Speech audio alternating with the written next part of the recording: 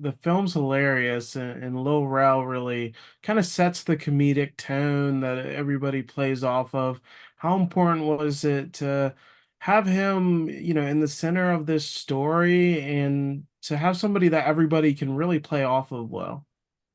That's such a great question and a great way to open. Yeah, Lil Rel was actually the first person that came on board to this project and is also a producer on it. And when I came on, the first producer on board, Mickey Schiff and I were just really talking about, about the character, and both were fans of Get Out, and it just felt to me like there's something about Rel's voice and his style of comedy and his style of really enthusiastic comedy that I just thought would be such an incredible new and fresh take on this type of a character in this type of a comedy. And so, yeah, he was really the sort of first one on. And then Jillian Bell was always somebody that I just had absolutely in my mind for the part of Vivian when I was sort of reading it and casting it. And she was next up, and then the rest of the exciting ensemble sort of came in from there.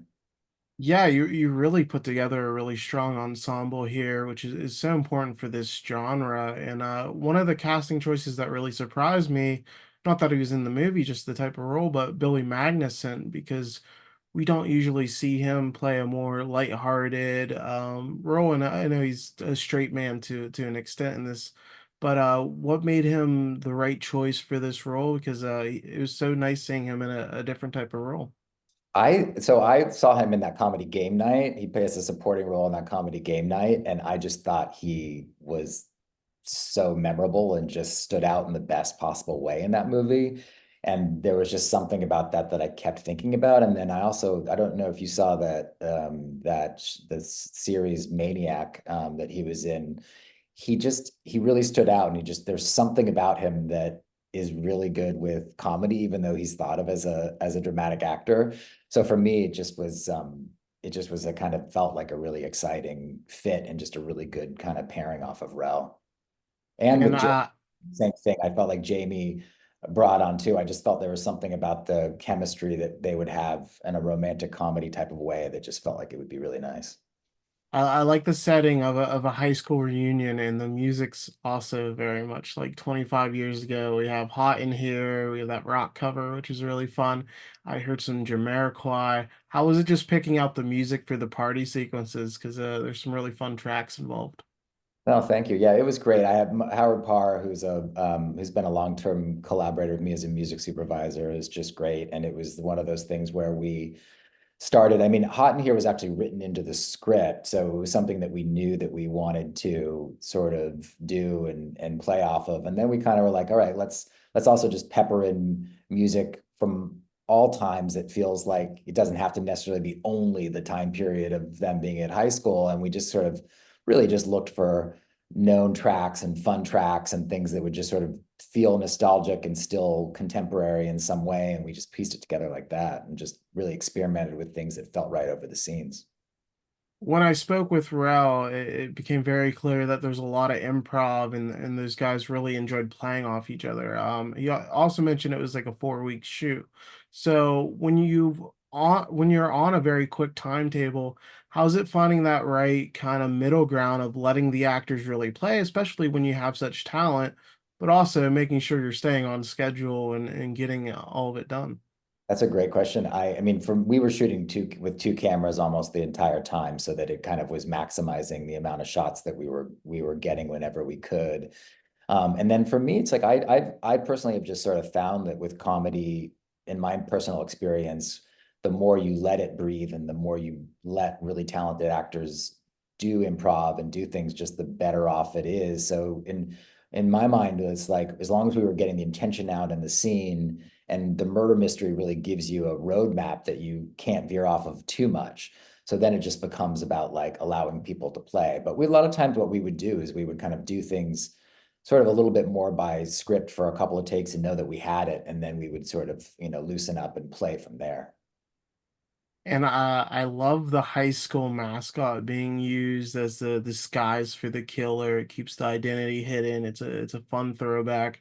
How is it kind of coming up with the design for the tagger there? Spoiler alert, spoiler alert. it was good. It was like, it was one of those things where we did kind of look at various designs of things and sort of what was available and what could be made. And it was actually the costume designer, Ernesto Martinez, who's fantastic, that ultimately found that Wildcat. And one of the aspects I like is that there are the breadcrumbs and everybody's acting a bit suspicious. How does it kind of work with collaborating with the actors? Is it mostly in the script and the editing, or do you kind of have them, add in some suspicious elements in their acting as well? How do you kind of balance that? It was a lot of discussions that we have. I like to, when I'm sort of casting, have a period of time with each of the actors. A lot of times it's in our initial Zoom when we're talking through the character to really sort of talk about various references for the character, to talk about what's happening. And one of the things that I said with this was that, this is so much about kind of people's pasts kind of simmering up, and which is part of also a reunion, what you want to keep hidden about your past, and everybody has a past moment. So for me, it was sort of leaning into like, what are these individual characters' secrets and things that they're carrying with them and what they're playing. And I think the actors just did a really good job. And we paid attention to that kind of, paying attention to that and when to let that little piece show and when to keep it hidden. And that was part of just how we steered it. And Jillian Hall is just hilarious throughout this whole film. She has this great line. She's like, "Look at me now, I'm successful. I'm wearing $62 shoes." When you're working with somebody that's so naturally talented as a comedian, how does that kind of just help you as a director? Because like you kind of talked about before, you can kind of just let them play, and you'll have something at the end of the day that's usable. Yeah, I mean, my style of directing is generally to like just really support to cast right, to have the discussions up front, and then support it and only sort of step in and steer when something feels like it's going off track. Because I feel like so much you put together, especially with comedy and the edit and sort of what's working and choosing. So for me, it's like, especially when you're working with a large ensemble of people, it was really about kind of keeping it going, keeping people feel like they have the ability and empowered to kind of do what they want to do, and then only stepping in moments where it felt like we really sort of need to or have to. So yeah, to your point, like working with these great actors, and they had so much to bring to the table, and for me, it was just sort of encouraging them to do it. And murder mysteries just seem like a really good pairing with humor. We've seen it, with Clue, and we've seen different varying degrees of humor. How is it for? Why do you think it blends so well? Why do you think the two genres kind of really have a sweet meeting spot in the middle? That's a great question. I think, sometimes it might be because, making a comedy in terms of coming up with concept for comedy, comedies sometimes like honestly don't need a ton of structure, because if something is funny, they work. But at the same time, I think we're always searching as directors for concepts or structures that give you some kind of a story or a plot through line that can kind of anchor the movie. So you're not just kind of a complete mess of just joke to joke to joke to joke. I also think that comedy loves character. And so when you can really kind of be in a situation, especially like this with a reunion comedy, where everyone really has their own distinct characterization and their own real personality, it just gives you a lot of fun to be able to bring humor out from that. Like, I think humor through character is the best type of humor.